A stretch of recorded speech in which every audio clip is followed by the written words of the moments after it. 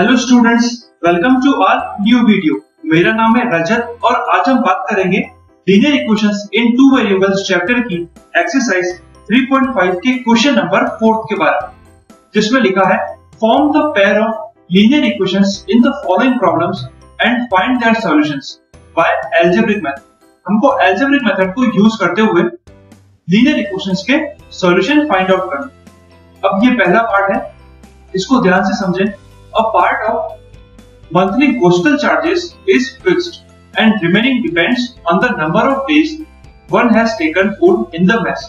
यानी कि एक हॉस्टल के मंथली चार्जेस के बारे में बात हो रही है जो फिक्स्ड है और उसके बाद में वो डिपेंड करेगा जितनी बार भी किसी भी स्टूडेंट ने वहां के मेस में खाना खाया हो। When a student A takes food for 20 days, she has to pay 1000 rupees। तो यहाँ पर इसने बताया है कि स्टूडेंट ए है, उसने 20 डेज फूड वहां पर दिया तो उसको 100 रुपीज पे करने पड़े एज अ पोस्टल चार्ज, जबकि स्टूडेंट बी ने फूड दिया 26 डेज के लिए और उसको चार्ज किए गए 1180 rupees as a postal charges. Find the fixed charges and the cost of food per day.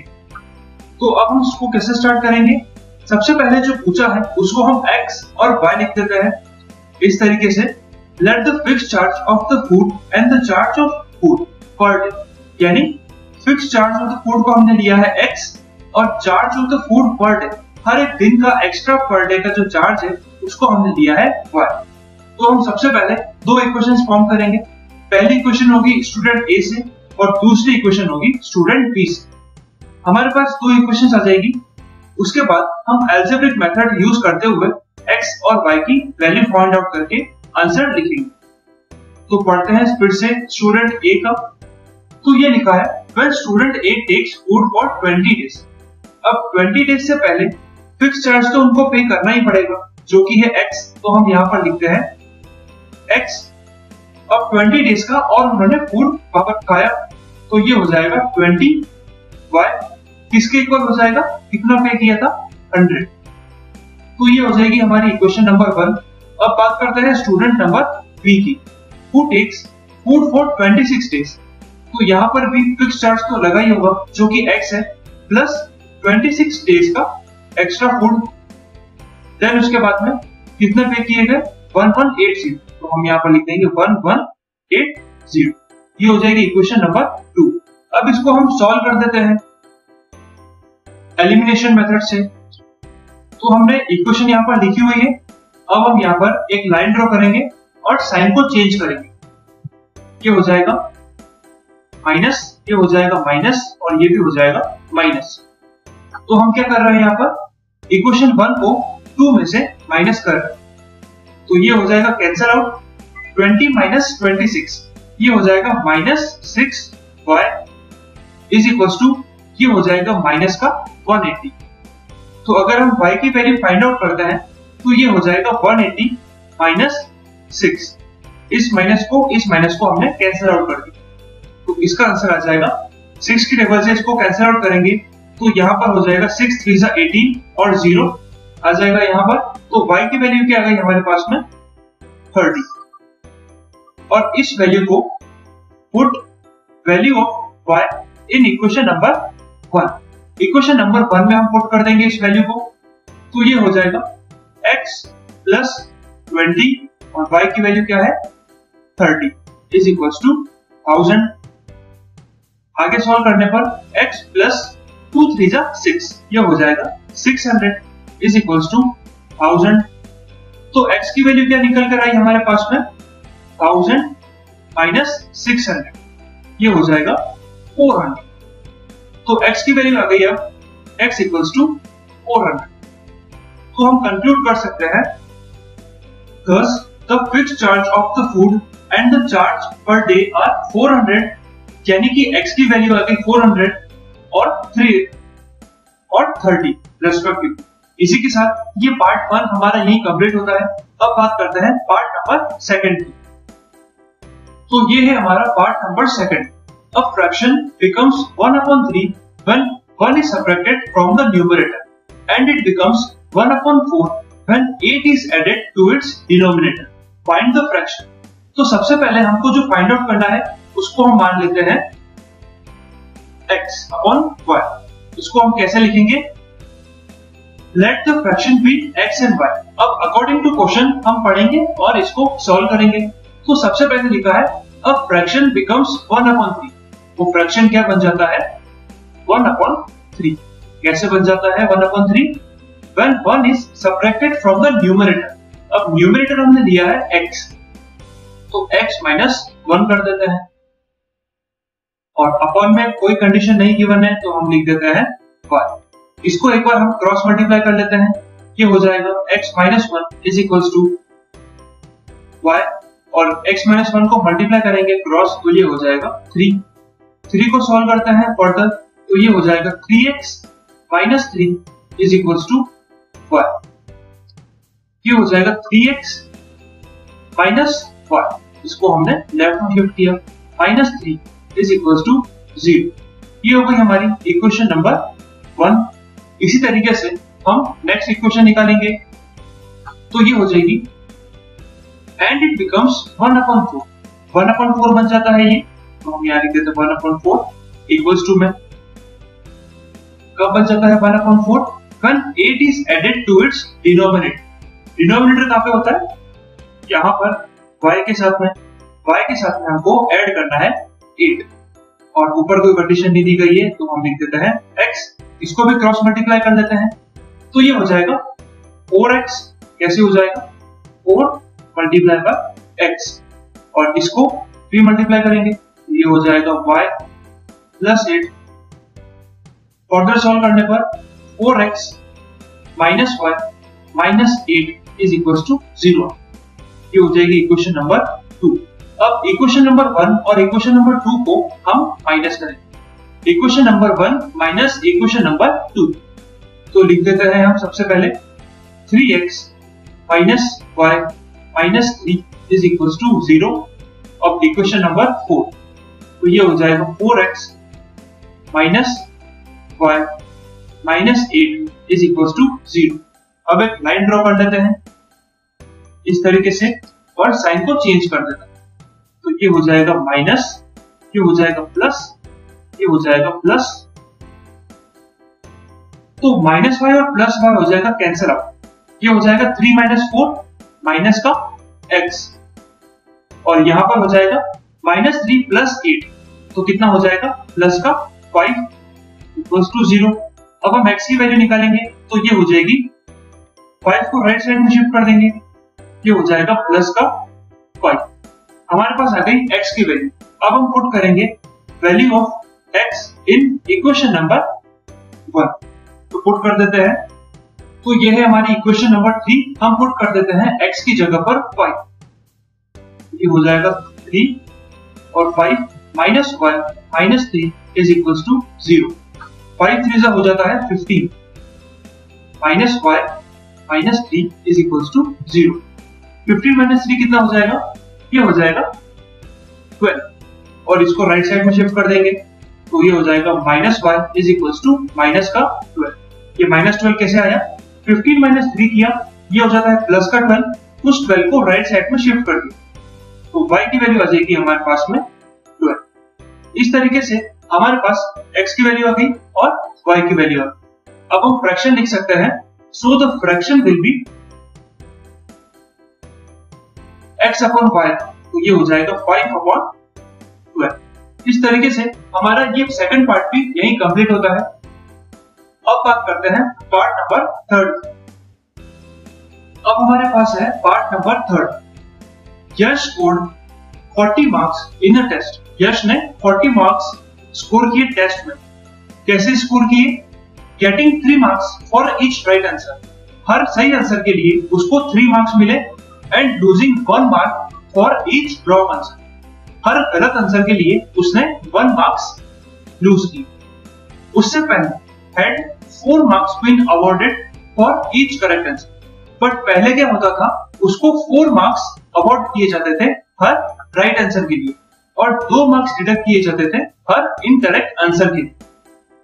Then Harsh would have scored 50 marks. अगर ये वाली कंडीशन हम फॉलो करते हैं तो उसने तो वो 50 मार्क्स स्कोर कर लेता। How many questions were there in the test? अब हमको ये पूछा है कि कितने क्वेश्चंस थे उस टेस्ट में। तो हम सबसे पहले अज्यूम करेंगे let the number of right answers and wrong answers be x and y। अब पढ़ते हैं फिर से क्वेश्चन को और सॉल्व करते हैं क्वेश्चन के अकॉर्डिंग। यश स्कोर्ड 40 मार्क्स। सबसे पहले कितने स्कोर किए यश ने? 40 मार्क्स। कैसे स्कोर किए वो अब हम देख लेते हैं। 3 मार्क्स फॉर करेक्ट आंसर यानी राइट आंसर, और राइट आंसर को हमने लिखा है x, तो ये हो जाएगा 3x, वो भी प्लस का, एंड लूजिंग यानी उसको माइनस करेंगे, हो जाएगा माइनस y। कैसे हो जाएगा? लूजिंग ईच 1 मार्क, तो हमने y का कोई भी कोफिशिएंट नहीं लिया है ताकि ये हो जाएगा 1।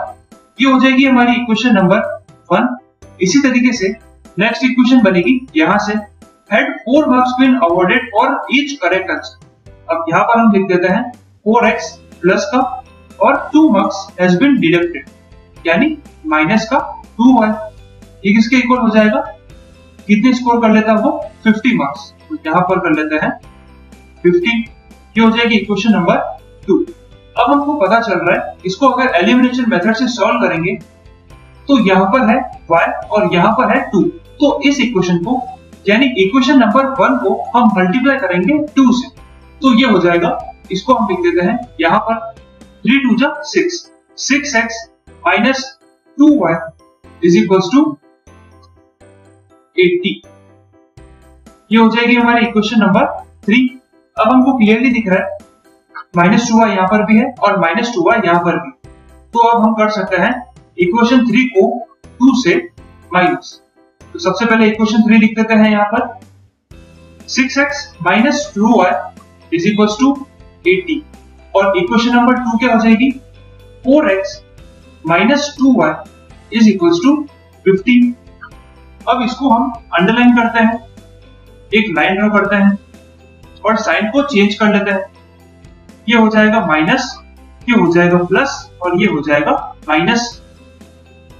6 माइनस 4 कितना हो जाता है? 2 का x, और ये तो हो जाएगा कैंसल आउट। यहां पर बचेगा 80 माइनस 50 हो जाता है 30, तो x की वैल्यू क्या हो जाएगी? 30 डिवाइड बाय 2, ये हो जाएगी 50। तो हम यहां पर लिख देते हैं x इक्वल्स टू 50। अब हम क्या करते हैं? Put value of x in equation number 2। इस इक्वेशन में हम x की वैल्यू पुट कर देते हैं, तो ये हो जाएगा 4 और यहां पर आ जाएगा 15 minus 2y is equals to 50। Further solve करने पर ये हो जाएगा 15 4 जा 60 minus 2y is equals to, ये हो जाएगा 50। 60 को हम राइट साइड में शिफ्ट करेंगे, साइन चेंज हो जाएगा इसका, ये हो जाएगा 50 माइनस 60। आगे सॉल्व करने पर y की वैल्यू हो जाएगी 50 माइनस 60, ये हो जाएगा माइनस 10, और माइनस 2 को हम शिफ्ट कर देंगे डिनोमिनेटर में राइट साइड। तो y की वैल्यू हमारे पास क्या आ जाएगी? 2 1 2, 2 5 10, और ये माइनस कैंसिल आउट हो जाएगा। यहाँ पर बचेगा 5। तो इस तरीके से हमारे पास x की वैल्यू आ गई 50 और y की वैल्यू आ जाएगी 5।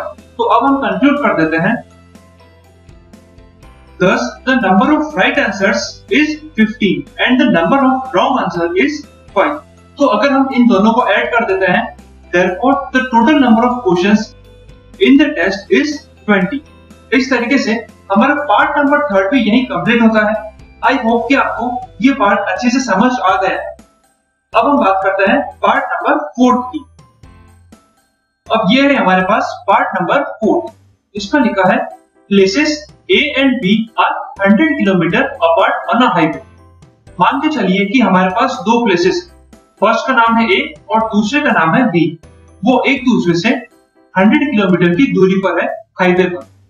One car starts from point A and other starts from B eight the same time. एक कार स्टार्ट करती है पॉइंट A से और दूसरी कार स्टार्ट करती है पॉइंट B से एक सेम टाइम पर। If the cars travel in the same direction at different speeds, they meet in 5 hours। अगर हम बात करें सेम डायरेक्शन पर चलने की डिफरेंट स्पीड्स पर तो दोनों कार मिल जाएगी 5 आवर्स में। बट अगर if they travel towards each other, यानी अगर वो सेम डायरेक्शन में नहीं जाते हुए एक दूसरे के तरफ आ रही हो तब वह मिल जाएगी 1 आवर के अंदर। तो अब हमको पूछा है what are the speeds of the car. तो हम सबसे पहले अज्यूम करेंगे सेम डायरेक्शन के लिए और उसके बाद में ऑपोजिट डायरेक्शन के लिए अज्यूम करेंगे, देन उसके बाद में इक्वेशन बना के सॉल्व करेंगे। तो हम क्या अज्यूम कर सकते हैं, let the speed of the first car and second car be u kilometre. हमने फर्स्ट कार की स्पीड को माना है u किलोमीटर पर आवर और सेकंड कार की स्पीड को माना है v kilometre per hour. Speed of both cars while they are travelling in the same direction, अगर वे सेम डायरेक्शन में ट्रैवल करती है तो हम स्पीड को मानेंगे u माइनस v, यानी कि कार 1 की स्पीड और कार सेकंड की स्पीड को हम माइनस करेंगे।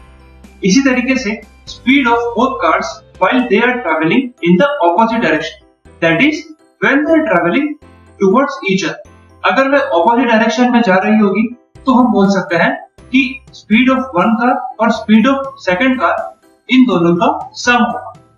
अब हमको ये पता है कि distance travelled is equals to speed into time होता है। चलिए तो अब हम इसको इक्वेशन में कन्वर्ट कर लेते हैं।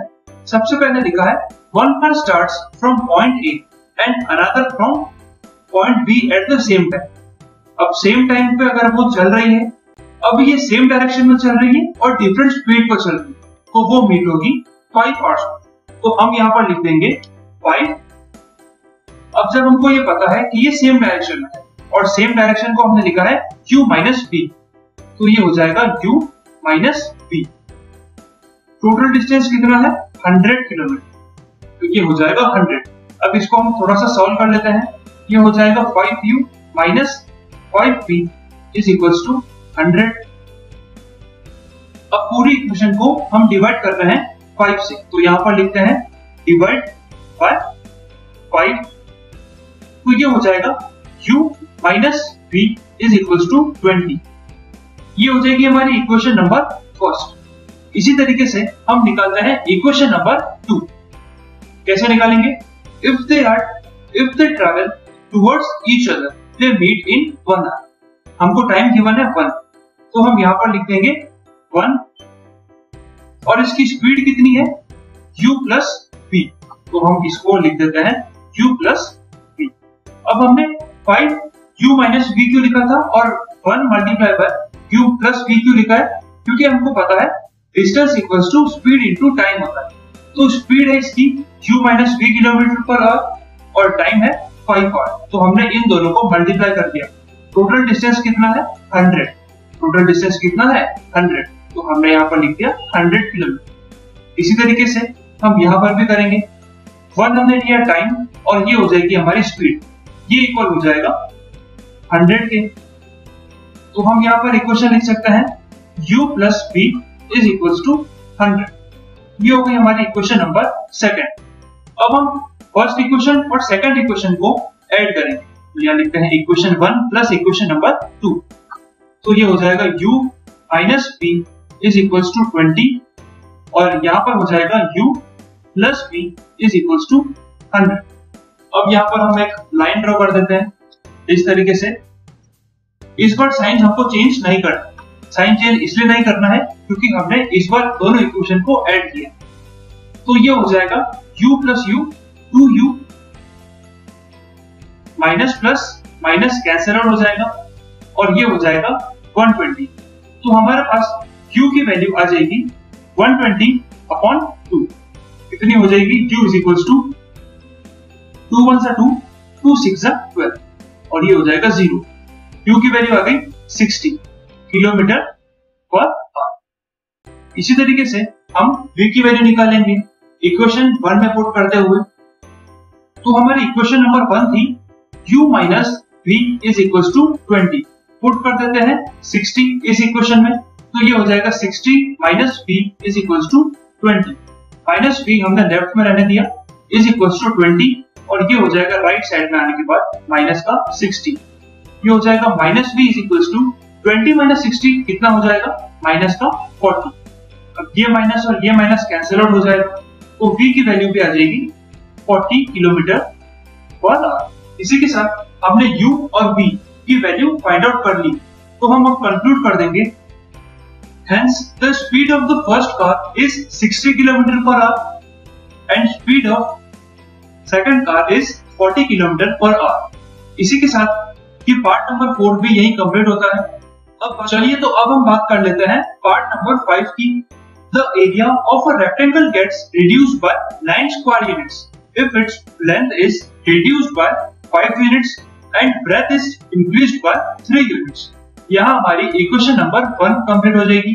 If we increase the length by 3 units and breadth by 2 units, the area increases by 67 square units। Find the dimensions of the rectangle। अब हमको यहाँ पर फाइंड करना है डायमेंशंस किसके, रेक्टेंगल के।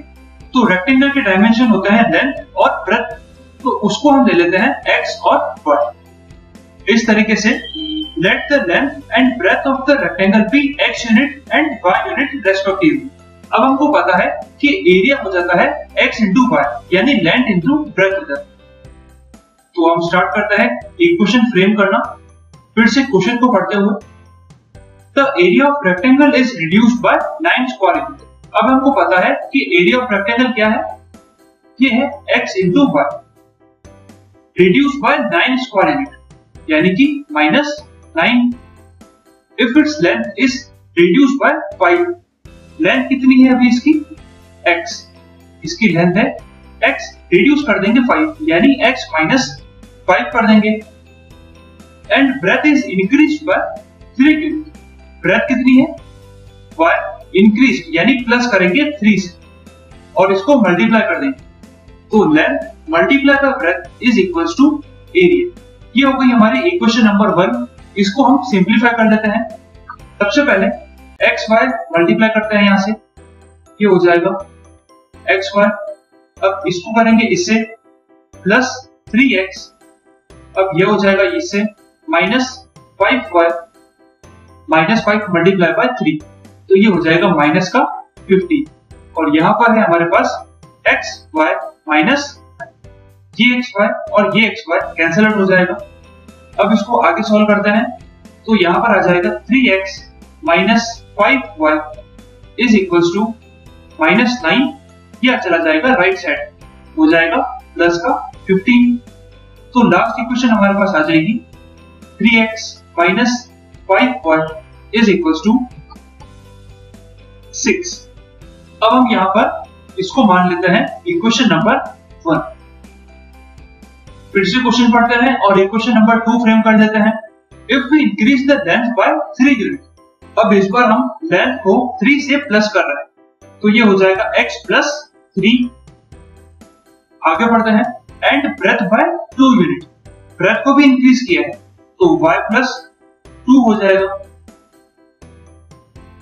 ये सब होने के बाद में the area increases by 67, area कितना है xy इंक्रीजेस बाय 67, तो ये हो जाएगा प्लस का 67। इसको भी आप सॉल्व कर लेते हैं, तो ये हो जाएगा xy x इंटू y, फिर x को मल्टीप्लाई करेंगे 2 से, तो ये हो जाएगा 2x, 3 को मल्टीप्लाई करेंगे y से, ये हो जाएगा प्लस का 3y, और 3 2 जा 6 हो जाता है, ये हो जाएगा 6। यहाँ पे एज इट इज आ जाएगा 67। फिर से xy और xy कैंसिल आउट हो जाएगा। अब हमारे पास क्या इक्वेशन निकल के आती है, 2x plus 3y is equals to 67।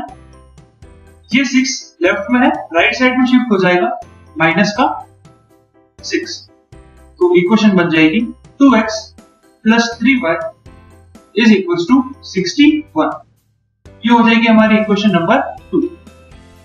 चलिए तो अब हम इक्वेशन को एक जगह पर लिख देते हैं। सबसे पहले इक्वेशन नंबर 1, तो ये हो जाएगी 3x minus 5y minus 6 is equals to 0। हमने 6 को अंदर शिफ्ट कर दिया, इक्वेशन नंबर 1 ही थी ये। फिर उसके बाद में इक्वेशन नंबर 2 है, ये हो जाएगी 2x plus 3y is equals to minus 61 is equals to 0। ये हो जाएगी इक्वेशन नंबर 2। तो अब हम क्रॉस मल्टीप्लिकेशन मेथड से इसको सॉल्व करेंगे। चलिए तो इसको हम क्रॉस मल्टीप्लिकेशन मेथड से सॉल्व करते हैं। हमने यहाँ पर x, y और 1 इक्वेट कर दिया है। सबसे पहले हम x के अंडर की वैल्यू फाइंड आउट करेंगे, तो उसके लिए हमको x को हाइड करना होगा। अब क्या करेंगे, हम इसको इससे मल्टीप्लाई करेंगे और इसको इससे मल्टीप्लाई करेंगे। तो 5 को मल्टीप्लाई करते हैं अगर 61 से, तो ये हो जाता है 305 माइनस माइनस प्लस, तो ये हो जाएगा 305 माइनस का माइनस लिख दिया, 3 6 18, ये हो जाएगा माइनस का 18। इसी तरीके से अब हम y को फाइंड आउट करने के लिए शेड करते हैं y को, तो ये हो जाएगा 2 6 12, ये हो जाएगा माइनस का 12 माइनस 3 इंटू 61, कितना हो जाता है 3 इंटू 61 हो जाएगा 183 और साइन आ जाएगा माइनस का, तो आपने लिख दिया माइनस। इसी तरीके से अब हम कांस्टेंट टर्म को भी हाइड करेंगे। इस तरीके से इसको हाइड कर देते हैं और सॉल्व करते हैं फर्दर, तो ये हो जाएगा 3 3 9, तो हमने यहाँ पर लिख दिया 9 और ये हो जाएगा 10 माइनस का 10 माइनस ऑफ माइनस 10। अब इसको फर्दर सॉल्व करने पर ये हो जाएगा x अपॉन 305 प्लस 18, ये हो जाएगा 3 2 3 इज इक्वल्स टू y क्या हो जाएगा -12 माइनस माइनस प्लस, तो माइनस करेंगे हम इसको, तो 183 को 12 से माइनस करते हैं, तो ये हो जाएगा 171। साइन किसका आएगा, प्लस का आएगा, क्योंकि यहाँ पर माइनस माइनस प्लस हो चुका है। इसी तरीके से माइनस माइनस प्लस, तो ये हो जाएगा 1919। अब हम इसको इक्वेट करेंगे, x upon 23 equals to 1 upon 19 और y की वैल्यू निकालने के लिए y upon 171 is equals to 1 upon 19। तो सबसे पहले फर्स्ट वाले को इक्वेट कर लेते हैं, x upon 323 is equals to 1 upon 19। तो x की वैल्यू क्या हो जाएगी, ये हो जाएगा 323 अपॉन 90। तो अगर हम 19 की टेबल से 323 को 17 टाइम्स कट करेंगे तो x की वैल्यू हो जाएगी 7। इसी तरीके से हम करते हैं अब y और 171, तो ये हो जाएगा y upon 171 is equals to 1 upon 19। Further solve करने पर y is equals to 171 upon 90। फिर से हम 19 की टेबल बोलेंगे 9 टाइम्स, 19 1 19, 19 9 171 होता है, तो y की वैल्यू आ जाएगी 9। अब हम कंक्लूड कर सकते हैं, thus the length and breadth of the rectangle are 17 units and 9 units respectively, जो कि हमने x माना था लेंथ को और ब्रेथ को माना था y। इसी के साथ हमारा ये वाला क्वेश्चन का आंसर भी पूरी तरीके से कंप्लीट हो जाता है। इस वीडियो को लाइक करें, शेयर करें और सब्सक्राइब करें इस चैनल को। Thank you.